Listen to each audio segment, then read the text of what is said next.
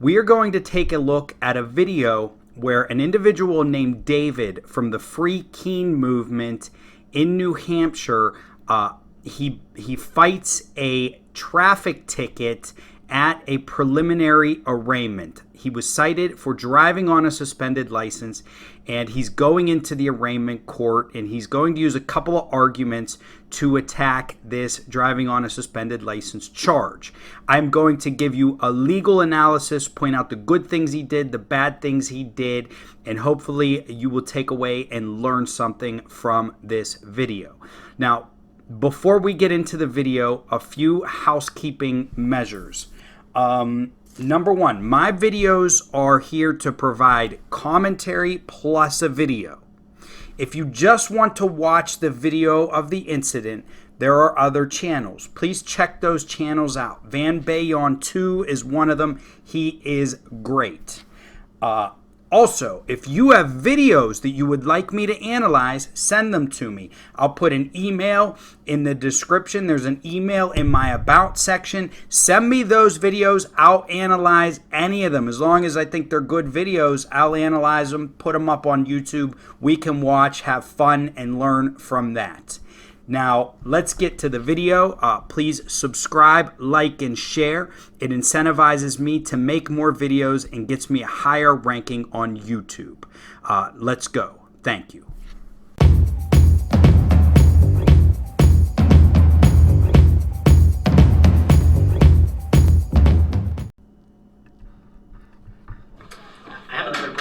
So I'm going to ask that you don't record in here because I'm speaking to another person. So as far as this goes, we're not going to have time to do one person solo in this room.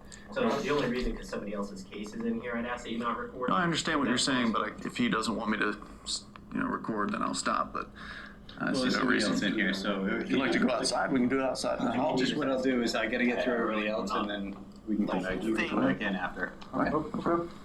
Today until my pre-pleading motion is heard. Okay, yeah, it's an arraignment, so you can... I understand that, but there's due process issues that need to be addressed first.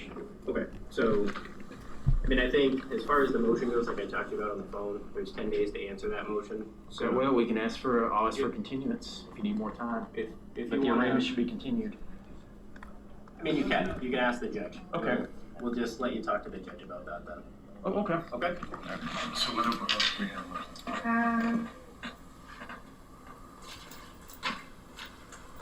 I think the only thing I have is State versus David Strahan. Strong. Oh, sorry about that. Okay, sure. Can we come up, please?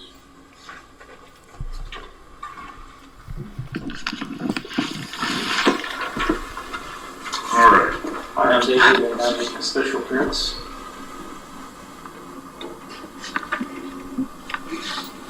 This is scheduled for arraignment today? Yes. Okay. Go ahead, sir. Have you had a chance to read my pleadings Negative. last week? You need time now, or? Why don't you tell me what your arguments are? What is your point? This is an arraignment today, so what we're going to do is read the complaint to you. It's a violation complaint. If you wish to enter a plea, that's what you would do so normally in an arraignment. I would, but there are some due process issues we need to address.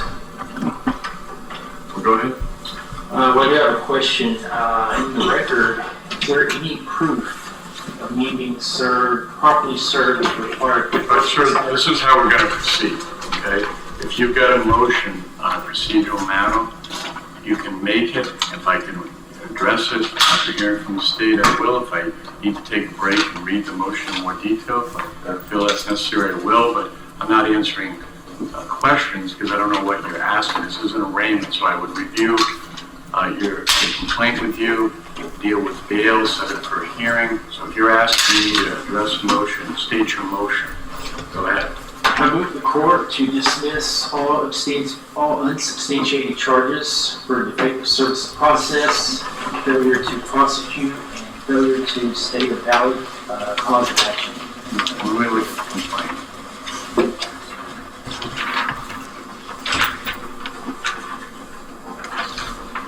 Charge of driving after revocation of suspension. It's a violation offense. I am going to read the complaint to you. It states that On 11/9/2016 in Hillsborough, you committed the offense contrary to RSA 263-64, and that you knowingly drove a motor vehicle to wit a 2002 Toyota Sienna bearing Arkansas registration. Is this Arkansas, AK? I live in Arkansas. Okay, Arkansas registration 564 UYJ upon a way to wit Route 9 in Hillsborough after your Arkansas license had been suspended by the Director of Motor Vehicles on September 17, 2016 for failure to appear. Are you entering a plea to this? No, I'm not. I haven't been properly served. Explain that, sir. No signed complaint and no affidavit of probable cause or any other signed sworn statement by an officer. All right, so let's take those complaints one at a time. Why don't you start with the first one?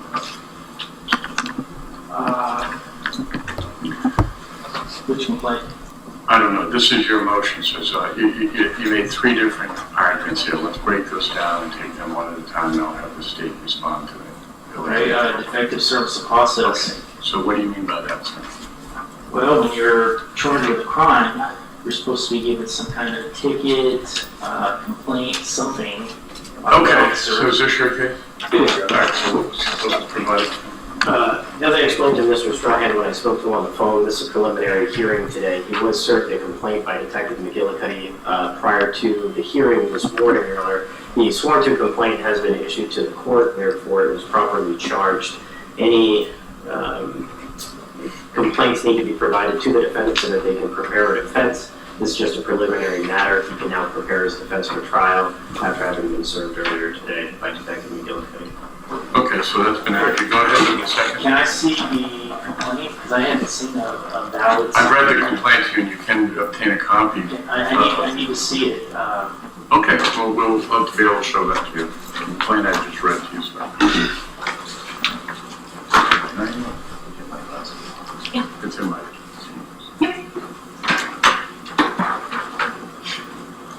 Whose complaint signature is this? It doesn't look like a Christopher Parsons. Looks like somebody else's signature. Your Honor, as you know by New Hampshire RSA, Chief of Police or his designee can swear to a complaint. In this particular case, we're talking about a violation of a complaint sworn to by one of the prosecutors from the Hillsborough Police Department. Okay. So go ahead, sir. What was your other issue that you want in your list of things in the motion? Well, what is your probable cause finding?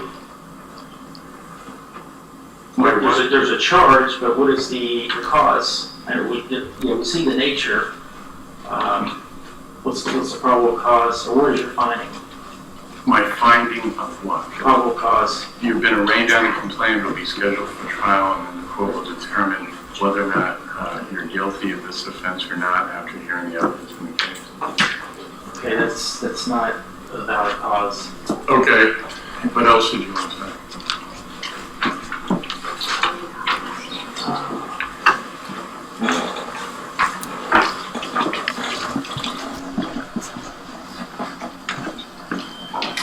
That's it for my motion. Okay, motion is denied. So we're going to schedule this for a I trial. move the court to reconsider. Okay. Do you have anything to say other than what you've already said on the motion? No. Okay, so since you've introduced no additional argument or facts or indicating the motion to reconsider is denied, I move the court to provide. I'm going to schedule it for trial right now. Before now, I'll hear what else you have to say. Go ahead. It's going to be Tuesday, March 28th, past 10:30. All right. Has he been given this? I see there's one in the file. This is the hand of that or is he already? He needs to sign, and then this is his copy. Oh, so go ahead and process that. The bail, it was released on Sunday. There's actually different notes there. Just for the record, Your Honor, the state would object to the motion on its face. The state's not going to respond with a written response. Just object to the entire motion on its face and the factual inaccuracies therein.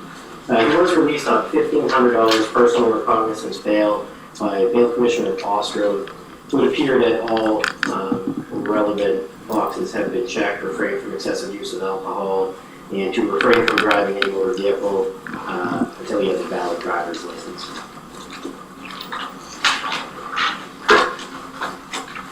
what did you want to say about the issue of bail? You're asking to continue the bail as set by the bail commissioner. Anything you want to say about that, sir? The bail, it as is. Yeah, it's PR bail. So I do have a last motion. All right, go ahead, sir. I move the court to provide written findings of fact and conclusions of law for the denial of my preceding motions. I'll take that request under advisement. Yeah. Do you have your hearing notice, sir? Yes. Okay, we're all set. Thank you. Thank you. All rise, please. Yeah, we're outside the Hillsborough District Court with David, who was just arraigned on charge of driving while suspended. Driving after revocation or suspension. Correct. You were trying to challenge certain things in there, and Yes, the service of process. The night that I was pulled over, kidnapped, booked, I was never given a ticket or an affidavit or anything from the officer. they just told you to show up here. Just told me to show up, and never received anything. So I challenged. I moved the court to dismiss for defective service of process, and also failure to prosecute and failure to state a valid cause of action. They didn't even give you a signed complaint until today, correct? Right. Well, actually, it started out as a blank complaint, and then An unsigned complaint. unsigned complaint. Yes, and then I brought that up, and so they bring one over signed, and it's the signature is different from the arresting officer. So I'm like, what's this about? And they said that the chief of police could sign it for the officer. So. Yeah, motions were denied. I did move the court to produce a written findings of fact, conclusions of law.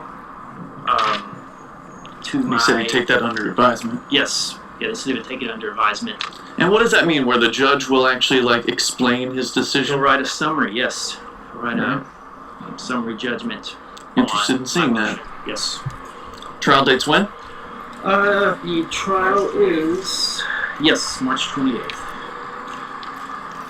All right. So we'll stay tuned. Very good.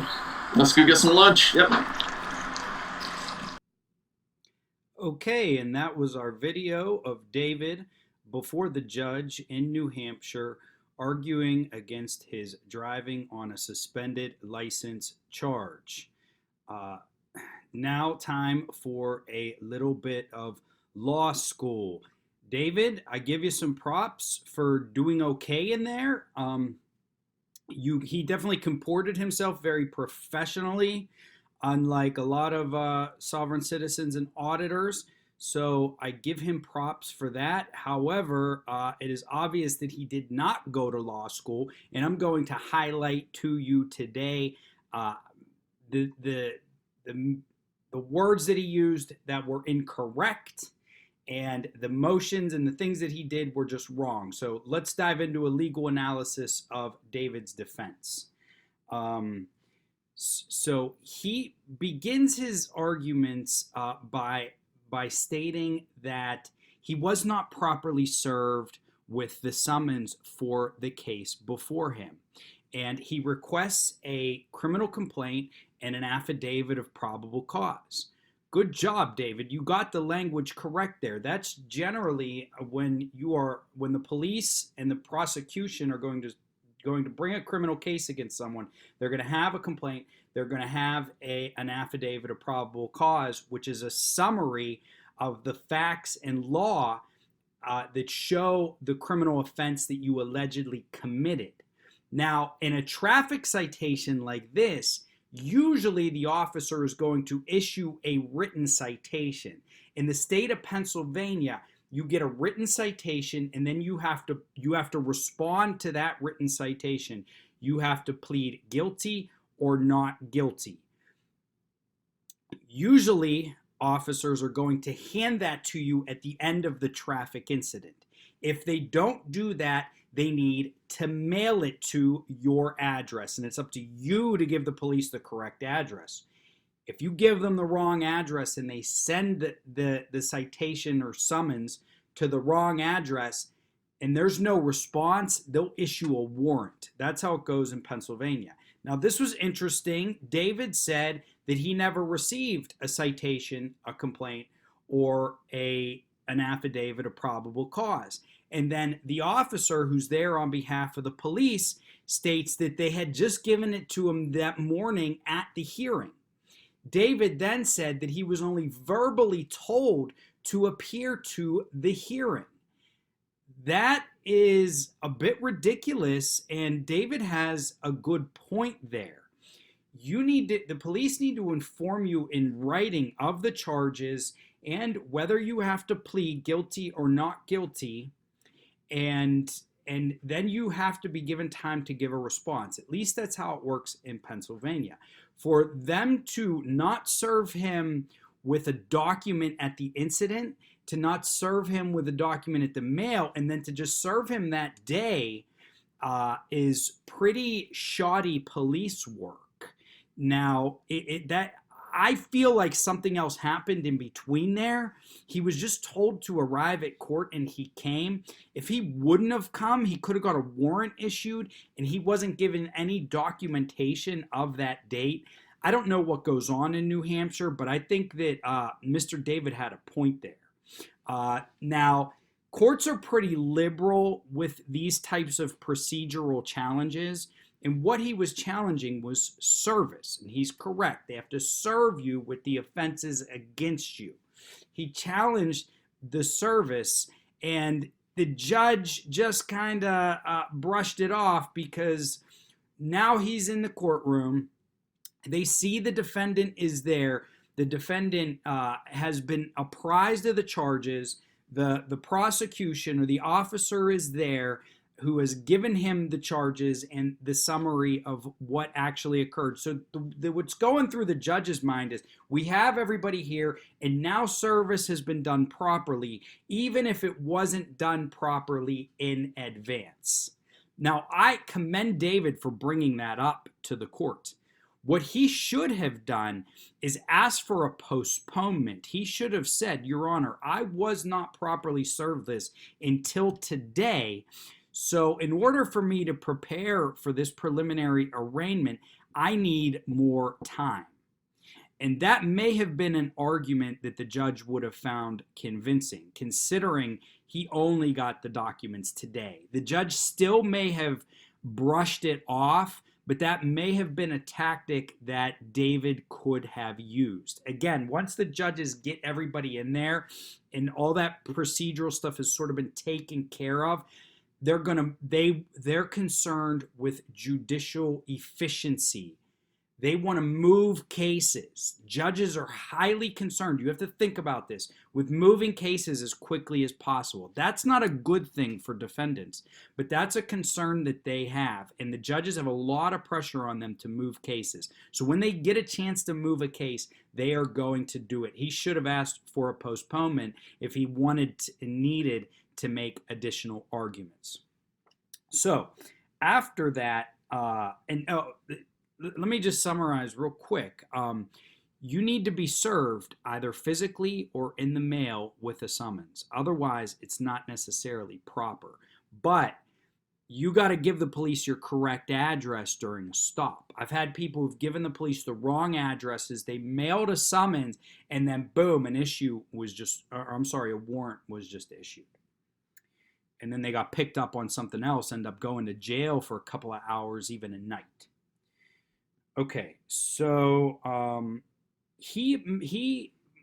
Mr. David had two motions, and they were pretty much the same thing. Again, he was denying service of process. He did make an argument about a probable cause finding, which I think is something that should be addressed. He says to the judge, Judge, what's your probable cause? It's not the judge's probable cause. It's the prosecution's probable cause. Now, the judge does have to determine if there's probable cause in a case, but it's not his probable cause. You shouldn't frame the question that way. Just some advice in the future.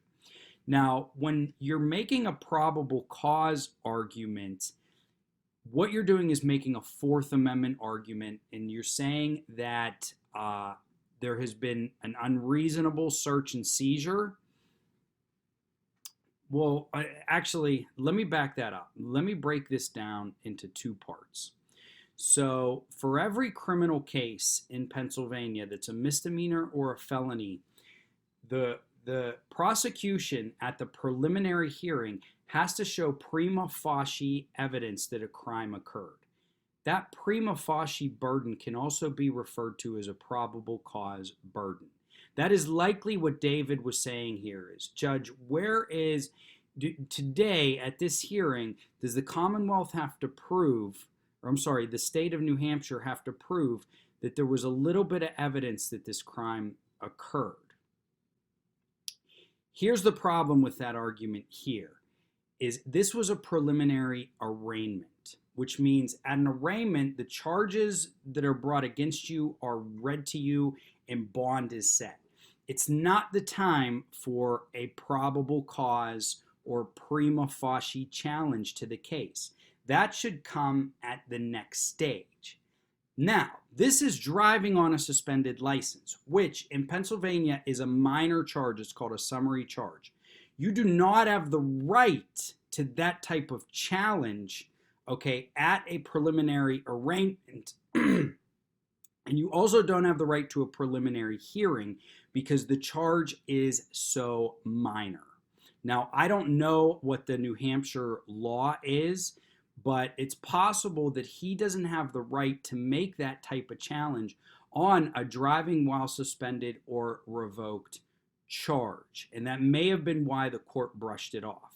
What I was seeing here was the courts had a preliminary arraignment and then they set a trial date.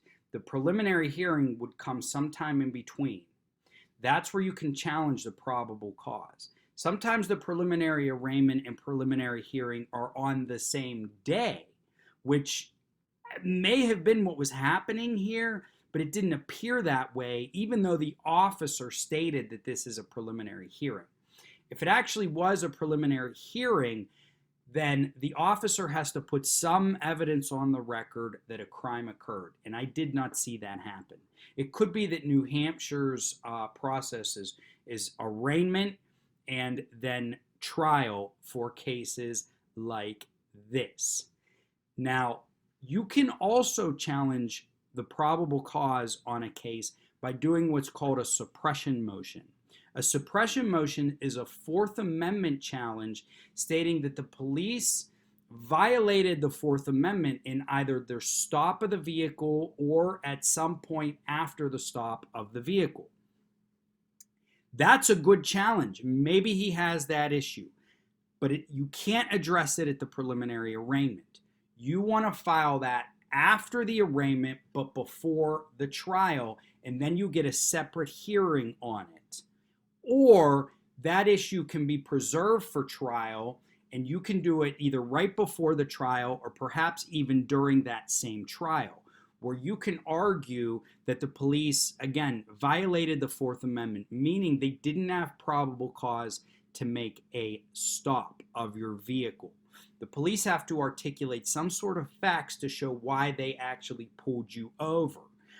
There's some case law in Pennsylvania, certain types of stops. For example, an individual was slow, just minorly veering over lines while driving, and the police pulled them over, end up charging the individual with a DUI. The court said that veering of lines, that's not probable cause to pull someone over. If they go into the other lane, it is, but being in their same lane, just crossing over those lines, likely not probable cause. So I think that David was a little mixed up there.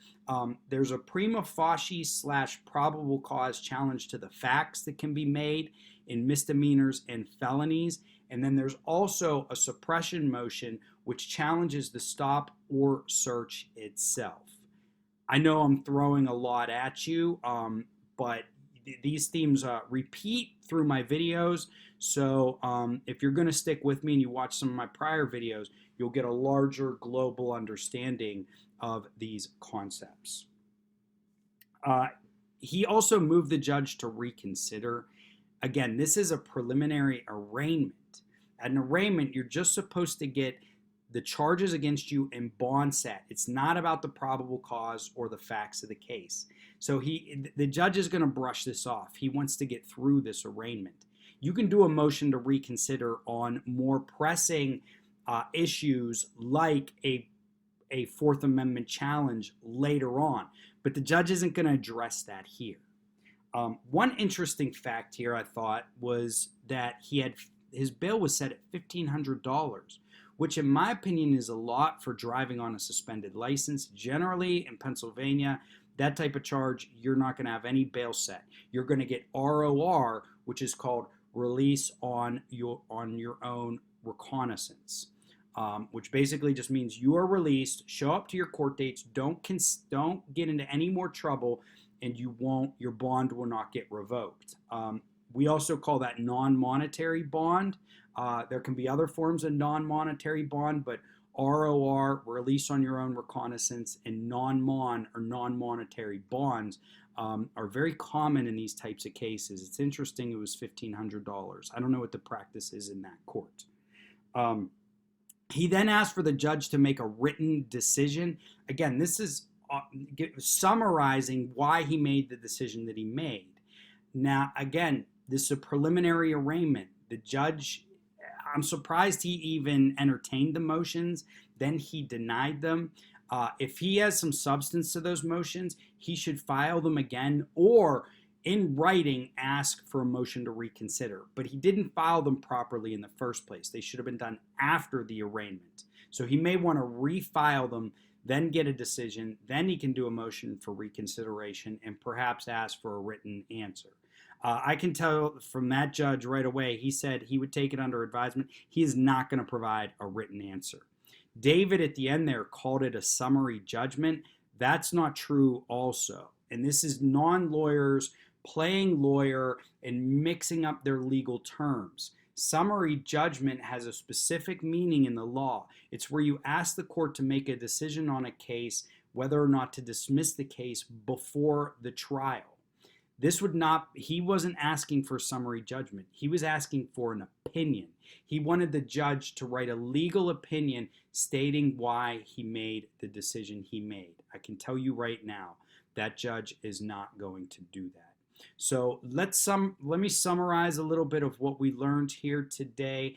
Is generally the police, when they're going to serve you, they need to serve you in person, okay, by handing you the documents, or they need to mail the summons to your house. They could also issue a warrant and arrest you, and upon arrest, it would be properly served. It's not the greatest challenge in the criminal law, but it is true that they have to serve you in some way, shape, or form. You don't want that to be arrest. So it's probably a good idea that he showed up to this hearing, but he could have asked for a postponement. Probable cause challenges can come in two forms, either at a preliminary hearing or at a suppression motion. David may not have a right to a preliminary hearing because this is a minor traffic charge. At that, normally the police would be required to put on the record why exactly they picked him up. It's not a trial. They just need to show a little bit of evidence as to why they charged the crime as they did. You also have a suppression motion, which is a violation of the Fourth Amendment. You can beat a case on that. That's got to be made in written motion after the arraignment. An arraignment is just for you to be told what your charges are and to have your bond set. Those are the summaries of this case. David comported himself well in the courtroom. He got a lot of his legal arguments mixed up, made them at the wrong place and at the wrong time. If he got his order in line better, he may have had a better chance. And this, folks, is why you need an attorney. I hope you enjoyed this video. I'm trying to mix up my content here. If you like the video, please subscribe, like, comment, and share. It incentivizes me to make more videos like this. Also, send me videos to my email newsletter at pomettolaw.com. I will analyze them and put them up. Thank you.